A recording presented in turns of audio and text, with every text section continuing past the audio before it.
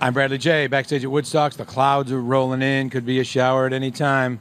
But we're able to get to Everlast here before the showers come down. How are you, sir? Rainy day. It's cool to see you. Yeah, it's good to be seen. You know, I man. listen to your music and I read about you and I wonder, what's this dude like? So it's really cool that I get to talk to you.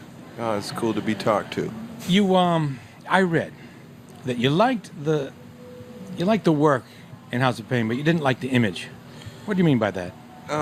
I mean, it wasn't even like that. It was just, it got to a point where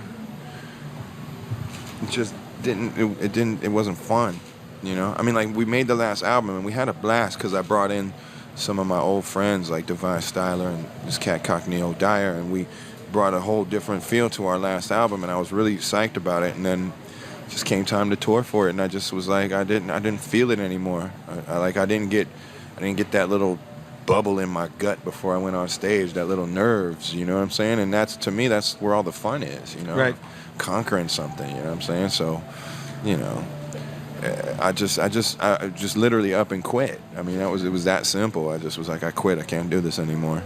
And at the time, Lethal was working with Limp Bizkit, you know what I'm saying? So Right. he just kind of blended into their crew, and I just took a lot of time off, man. It wasn't like the image I didn't like. I still, you know what I'm saying, that was me at that point, and I ain't changed that much. I just, you know, that's, you know, I'm getting a little old. Yeah, you know what I'm saying? I'm getting a little old for all that, you know, drinking every day. And drinking and slamming. Yeah, You get tired of that whole... You know, if you're over thing. like 22 and you're still like smashing into people at a concert, dude, you should, like, you know, I don't know, get a girlfriend. So Lethal with Bizkit and all that must be kind of cool for you to see the hip-hop thing move and cross over.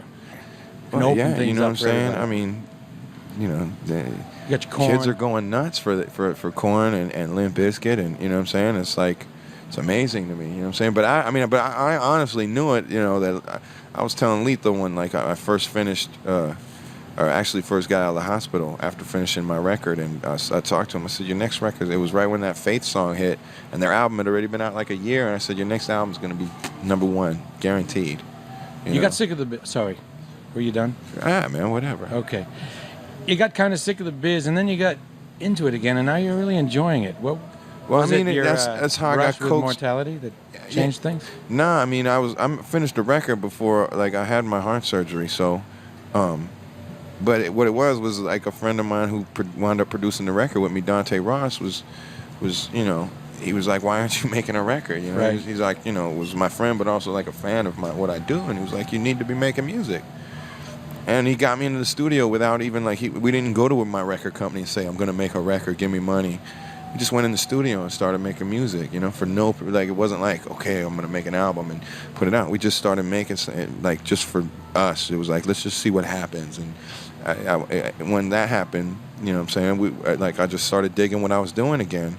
And probably having heart surgery and coming as close to dying as I did is probably what makes me enjoy it now, just because it's like, you know what, I don't take it all too seriously, you know what I'm saying? I wouldn't be in here doing this with you if I wasn't enjoying it, you know what I'm saying? If I wasn't like, okay, let's go do this, you know what I'm saying? If you know, I'm not going to walk in here and be like, oh, Yeah. Oh, this is tough. Everyone my loves life me. sucks. This free beer. Yeah, it's you know, terrible. yeah, right. I'm sick of a lot of whining millionaires, you know what I'm Right. saying? Yep. It's ridiculous, man. Aside from that reason for being different, you're a different guy than when you started out with House of Pain. And in what way are you a different guy? And in what way would you like to be even further different in 5 years? That's a big question, but you can take any part of it. Hopefully you just grow, you know, you just get old. As you get older, hopefully you look at something, you know, if you ain't looking back on some things every year and being like, oh, I was stupid for doing that, you know, then you ain't growing, you know, then you've been doing the same stupid shit for a long time. Right. You know what I'm saying? So hopefully that's all it is. You look back and you be like, oh, that was dumb. You know, like, oh, look at those pants I was wearing. Or, you know, it could be as trivial as that or be as serious as something like, look how I used to think. Right. You know what I'm saying? So it's just about growing. So how did you used to think that you look back and say, wow, I can't believe I was thinking like that? Well, I think the main thing was I used to think there was no tomorrow, you know what I'm saying? Not like in a fatalistic way, but I never was like, what am I going to do tomorrow? I was like, you know, here for right now. Right. And that's, you know, live for the moment type deal. And now I'm a little bit more like, you know, sometimes if you don't think there's going to be a tomorrow, you'll make there be no tomorrow. Right, So now I kind of be like, prophecy, tomorrow I'm going to do this. You Right. kind of set the next day up, you know what I'm saying? You plan for it a little bit. but not too much. When you're talking to the kids in your lyrics, how important is family and roots like that? Well, in the man, message? I'm gonna quote my man Vito Corleone: "A man who doesn't spend time with his family is no man at all." You know what I'm saying? If you don't love your mother, you don't love yourself, and Right. you know what I'm saying. And there's a lot of that, man. I could see it in like a lot of these. It's kind of like why a lot of these, I mean, like even that's kind of like what Korn is saying, like that kid who's like kind of doesn't feels like he don't fit in, and, Right. that's where his little rage is going, his angst. Okay. One more question. How have your personal goals changed? What do you want to get done before you check out? I want to have some babies. All right.